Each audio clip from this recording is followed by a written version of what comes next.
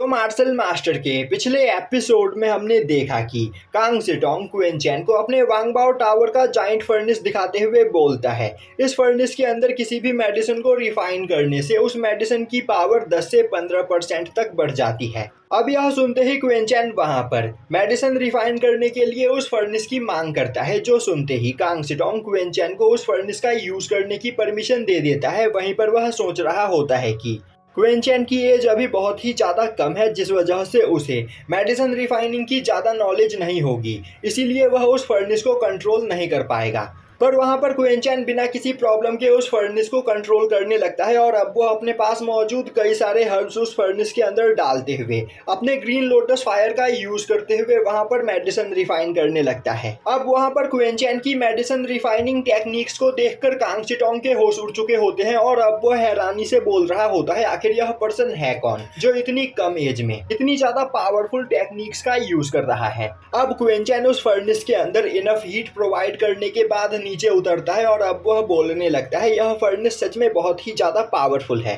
और इसे कंट्रोल करने के चक्कर में मैं यहाँ पर काफी ज्यादा थक गया, तो मुझे यहाँ पर अपनी बॉडी की पावर को और भी ज़्यादा बढ़ाना होगा, जिससे कंपटीशन के दौरान मुझे कोई भी प्रॉब्लम ना हो। अब क्वेनचैन वहाँ पर बगल में रखे हुए वेपन रिफाइनिंग आर्टिफैक्ट को देखता है और अब वह वहाँ पर काफ़ी ध्यान से उस आर्टिफैक्ट को देखते हुए उसे एग्जामिन करने लगता है। दूसरी ओर कांग सेटोंग क्वेनचैन को देखते हुए बोल रहा होता है, अब तक यह मेडिसिन यहाँ पर बनकर तैयार नहीं हुआ है, तो आखिर मास्टर क्वेनचैन ने मेडिसिन के ऊपर से अपना ध्यान क्यों हटा लिया और वह उस आर्टिफैक्ट को क्यों देख रहे हैं। तभी क्वेनचैन काफी तेजी से वहां पर वेपन रिफाइनिंग आर्टिफैक्ट को भी स्टार्ट कर देता है, जो देखते ही कांग सेटोंग के होश उड़ जाते हैं और अब वह बोलने लगता है, आखिर यह बच्चा कर क्या रहा है। इसने एक ही साथ यहाँ पर मेडिसिन रिफाइनिंग और वेपन रिफाइनिंग दोनों ही फॉर्मेशन को एक्टिवेट कर दिया है, तो क्या यह यहाँ पर वेपन और मेडिसिन दोनों एक ही टाइम पर रिफाइन करने वाला है। कोई जीनियस भी यह काम नहीं कर सकता है। पर वहां पर क्वेनचैन एक ही टाइम पर दोनों फॉर्मेशन को कंट्रोल कर रहा होता है और अब वह अपने पास से कुछ मटेरियल्स को बाहर निकालते हुए उसे वेपन रिफाइनिंग फॉर्मेशन के अंदर डालता है और अब वह अपनी पावर का यूज करते हुए उस मटेरियल को वहां पर पिघला देता है, जिसके बाद वह अपने पास से एक डिवाइन गोल्ड क्रिस्टल निकालता है और अब वह उस क्रिस्टल को भी वेपन रिफाइनिंग आर्टिफैक्ट के अंदर डाल देता है। यह देखते ही कांग सेटोंग के होश उड़ जाते हैं और अब वह बोलने लगता है, यह तो एक 8th लेवल आर्टिफैक्ट है, तो आखिर मास्टर क्वेनचैन यहाँ पर इसके साथ क्या करने वाले हैं। तभी क्वेनचैन अपने रस्टी स्वॉर्ड को बाहर निकालते हुए उससे अटैक करके उस गोल्ड क्रिस्टल के वहां पर छोटे छोटे टुकड़े कर देता है और अब वह वेपन रिफाइनिंग फॉर्मेशन को एक्टिवेट करते हुए उस गोल्ड क्रिस्टल को भी वहां पर पिघलाते हुए दूसरे मटेरियल्स के साथ मर्ज करने लगता है और अब वह अपनी पावर का यूज करते हुए उन सभी मटेरियल्स के शेप को कंट्रोल करते हुए वहां पर उनसे कई सारे गोल्डन डिवाइन नीडल्स बनाता है। अब यह देखते ही कांग सेटोंग हैरान होते हुए बोलने लगता है, आखिर ऐसा कैसे हो सकता है, आखिर कोई पर्सन 8th लेवल आर्टिफैक्ट को पिघलाकर उससे इतनी जल्दी वेपन कैसे बना सकता है। दूसरी ओर क्वेनचैन गोल्डन डिवाइन नीडल्स रिफाइन करने के बाद सीधा आगे बढ़ते हुए उस जाइंट फर्नेस को दोबारा से वहां पर कंट्रोल करने लगता है और अब वो अपने पास से एक 8th लेवल एलिक्सर बाहर निकालते हुए उसे उस फर्नेस के अंदर डाल देता है, जो देखकर कांग सेटोंग और भी ज्यादा हैरान हो जाता है और बोलने लगता है, क्वेनचैन ने यहाँ पर इतनी ज्यादा पावरफुल हर्ब्स और मटेरियल्स का यूज किया है, तो आखिर यह इस जगह पर किस तरह का मेडिसिन बना रहा है। तभी उस फर्नेस की पावर वहां पर आउट ऑफ कंट्रोल होने लगती है, जो देखते ही कांग सेटोंग काफी ज्यादा डर जाता है, क्योंकि अगर वह जाइंट फर्नेस वहां पर ब्लास्ट होता तो उसका पूरा वांगबाओ टावर डिस्ट्रॉय हो सकता था। पर तभी क्वेनचैन एक फॉर्मेशन बनाते हुए उस फर्नेस के अंदर जमा हुई सभी एनर्जी को एक जगह पर सप्रेस कर देता है और अब वहां पर उस फर्नेस के अंदर वह मेडिसिन्स बनकर तैयार हो जाते हैं, जिनकी खुशबू से वहां पर खड़े कांग सेटोंग और ओल्ड मैन डाबी दोनों के ही होश उड़ चुके होते हैं। वहीं पर वह दोनों बोल रहे होते हैं, आखिर यह कितना ज्यादा खतरनाक मेडिसिन है, जिसकी बस खुशबू मात्र से ही हमारी बॉडी के अंदर इतनी ज्यादा एनर्जी फील हो रही है। तभी क्वेनचैन उस फर्नेस के ऊपर एक फाइनल टच देता है, जिससे उस फर्नेस के अंदर से काफ़ी ज़्यादा एनर्जी रिलीज होने लगती है और अब उस एनर्जी की वजह से फर्नेस के ऊपर लगा ढक्कन नीचे गिर जाता है और अब उस फर्नेस के अंदर से कई सारे मेडिसिन्स निकलकर बाहर आते हैं, जो कि काफ़ी तेजी से ग्लो कर रहे होते हैं। यह देखते ही कांग सेटोंग काफ़ी ज़्यादा हैरान हो जाता है। तभी क्वेनचैन बोलता है, मास्टर कांग, क्या आप यहाँ पर एक बड़े से पॉट के अंदर थोड़े से गर्म पानी का बंदोबस्त कर सकते हो। क्योंकि मुझे अभी उसकी ज़रूरत है। यह सुनते ही कांग सिटोंग अपने साथियों को बोलकर वहाँ पर एक बड़े से पॉट में काफ़ी सारा गर्म पानी मंगवाता है। अब यह देखते ही ओल्ड मैन डाबी बोलता है, मास्टर आखिर आप इस गर्म पानी का करोगे क्या? क्विंचैन बोलता है, मैं यहाँ पर तुम्हारी इंजरी को हील करने के लिए जा रहा हूँ, तो अपनी बॉडी को पहले यहाँ पर रिलैक्स करो। यह सुनते ही ओल्ड मैन डाबी अपनी पूरी बॉडी को वहाँ पर रिलैक्स कर लेता है। तभी क्विंचैन उस गर्म पानी के अंदर एक पिल डाल देता है और अब वह ओल्ड मैन डाबी को उस पानी के अंदर जाकर बैठकर कल्टीवेशन करने के लिए बोलता है। यह सुनते ही ओल्ड मैन डाबी उस पानी के अंदर जाकर बैठ जाता है। तभी क्विंचैन उसे कुछ मेडिसिन्स देते हुए बोलता है, इन्हें खाने के बाद यहाँ पर कल्टीवेशन करना स्टार्ट करो। अब यह सुनते ही ओल्ड मैन डाबी जल्दी से उन सभी मेडिसिन्स को खा लेता है और अब वह जैसे ही कल्टीवेशन करने के लिए बैठता है उसकी पूरी बॉडी में काफ़ी ज़्यादा पेन होने लगता है। यह देखते ही क्विंचैन बोलता है, ओल्ड मैन क्या तुम खुद को ठीक करना नहीं चाहते हो? अगर तुम्हें यहाँ पर अपनी बॉडी को हील करना है तो तुम्हें इस दर्द को सहना ही पड़ेगा। तभी ओल्ड मैन डाबी की बॉडी के अंदर से काफी तेज तेज आवाज आने लगती है। यह सुनते ही कांग सिटोंग बोलता है, यह आवाज तो ब्रोकन मेरिडियंस की है। वहीं पर ओल्ड मैन डाबी चिल्लाते हुए बोलता है, मास्टर आखिर मेरी बॉडी के साथ यह क्या हो रहा है? धीरे धीरे मेरी बॉडी के अंदर मौजूद सभी मेरिडियंस डिस्ट्रॉय होते चले जा रहे हैं।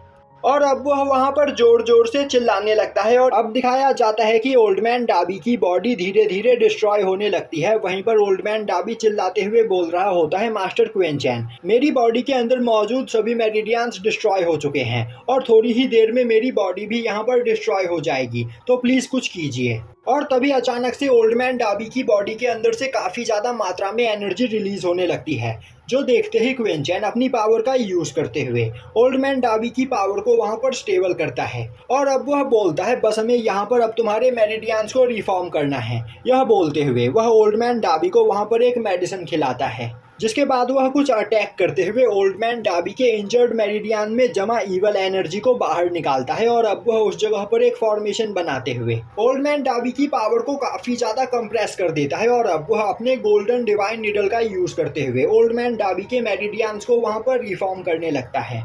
और अब थोड़ी ही देर में ओल्ड मैन डाबी की बॉडी के अंदर नए मेरिडियंस बनकर तैयार हो जाते हैं और अब वह सभी मेरिडियंस ओल्ड मैन डाबी की बॉडी के अंदर मौजूद कंप्रेस एनर्जी को अपने अंदर एब्जॉर्ब करने लगते हैं, जिससे वहां पर क्विंचैन के द्वारा बनाया गया फॉर्मेशन भी डिस्ट्रॉय हो जाता है। और अब वहां पर एक बहुत ही ज्यादा खतरनाक ब्लास्ट होता है, जिससे पूरा का पूरा वांगबाओ टावर हिल जाता है। और तभी वहां पर खड़ा कांग सिटोंग देखता है कि ओल्ड मैन डाबी मार्शल एम्परर रेलम पर पहुंच चुका होता है।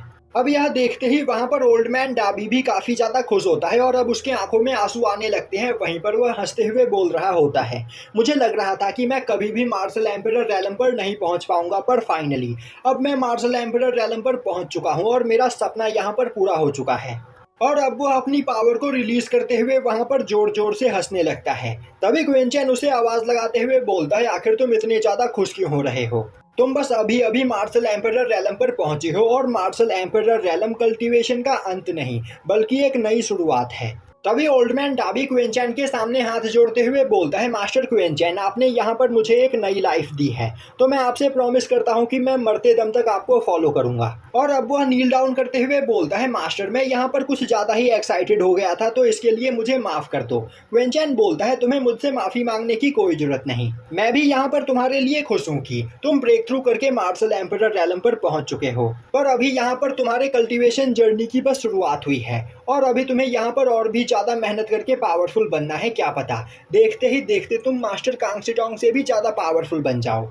तभी कांग सिटोंग भागते हुए क्विंचैन के पास आता है और अब वह बोलता है, मास्टर तो क्या हम लोग यहाँ पर मार्शल एम्परर रेलम से भी ब्रेक थ्रू करके आगे की कल्टीवेशन कर सकते हैं? पर तभी क्विंचैन बात को बदलते हुए बोलता है, मास्टर कांग सिटोंग आपने इस जगह पर हमारा काफ़ी अच्छे से ख्याल रखा, इसके लिए मैं आपको थैंक्स करना चाहता हूँ। कांग सिटोंग बोलता है, नहीं मास्टर मैंने यहाँ पर कुछ भी नहीं किया। तभी क्विंचैन बोलता है, आपके पास यहाँ पर 100 मिलियन मुझे उधार देने के लिए तो है नहीं, तो अब मुझे यहाँ से चलना चाहिए।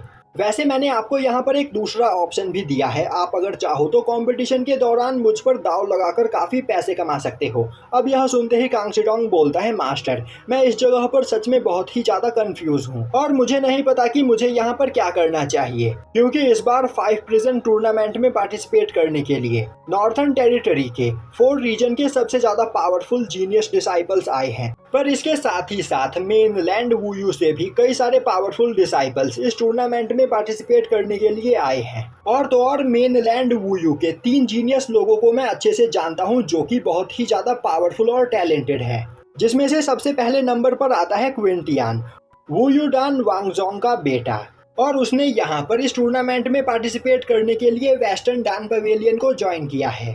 दूसरे नंबर पर आता है सिनयू, बाईहाई डांडाओ ऑर्गेनाइजेशन से, और तीसरे नंबर पर है यूसी, एंशिएंट अल्केमी फैमिली से, जो टियानमेन एरिया के डान पवेलियन की ओर से इस टूर्नामेंट में पार्टिसिपेट करेगी। और यह तीनों ही डिसाइपल सच में काफ़ी ज़्यादा टैलेंटेड है। और तो और मैंने यह भी सुना है कि वुयू रैलम के कई और सारे जीनियस लोग इस टूर्नामेंट में पार्टिसिपेट करने वाले हैं, जिनके बारे में किसी को भी कुछ भी नहीं पता, जिस वजह से इस साल के टूर्नामेंट में कंपटीशन काफ़ी ज़्यादा बढ़ गया है। अब यह सुनते ही क्विंचैन बोलता है तो वुयू रैलम के लोग भी इस साल के 5 प्रेजेंट टूर्नामेंट में पार्टिसिपेट करने वाले हैं। और वुयू रैलम में सच में काफ़ी ज़्यादा टैलेंटेड और पावरफुल लोग रहते हैं, तो उनके साथ यहाँ पर कंपटीशन करने में सच में काफ़ी ज़्यादा मज़ा आएगा। और अब क्विंचैन बोलता है मास्टर कांग सिटोंग, मैं यहाँ पर नॉर्थर्न टेरिटरी के स्काई रीजन में मौजूद पिल पवेलियन की ओर से इस टूर्नामेंट में पार्टिसिपेट करूँगा। और स्काई रीजन का पिल पवेलियन सबसे ज़्यादा कमज़ोर है, जिस वजह से अगर आप मुझ पर दाव लगाते हो तो आपके सभी अपोनेंट्स मुझे अंडर एस्टिमेट करके ज़्यादा से ज़्यादा पैसे दूसरे लोगों पर लगाएंगे और आप काफ़ी आसानी से टूर्नामेंट में जीत सकते हो। यह सुनते ही कांग सिटोंग बोलता है यह आइडिया तो सच में काफ़ी ज़्यादा अच्छा है, पर क्या आपको सच में लगता है कि स्काई रीजन में मौजूद पिल पवेलियन के मास्टर आपको अपने पिल पवेलियन की ओर से इस टूर्नामेंट में पार्टिसिपेट करने देंगे? क्विंचैन बोलता है इसकी चिंता आपको करने की कोई ज़रूरत नहीं। अब यह सुनते ही कांग सिटोंग बोलता है अगर स्काई रीजन के पिल पवेलियन मास्टर ने आपको अपने पिल पवेलियन की ओर से इस टूर्नामेंट में पार्टिसिपेट करने की परमिशन दे दी तो मैं टूर्नामेंट के दौरान आपके ऊपर पैसे जरूर लगाऊंगा। यह सुनते ही क्विंचैन हंसते हुए बोलता है टूर्नामेंट में जीतने के बाद आपको यह एहसास होगा कि आपने आज यह फैसला लेकर अपनी लाइफ का सबसे अच्छा काम किया है। और यहीं पर यह एपिसोड खत्म हो जाता है।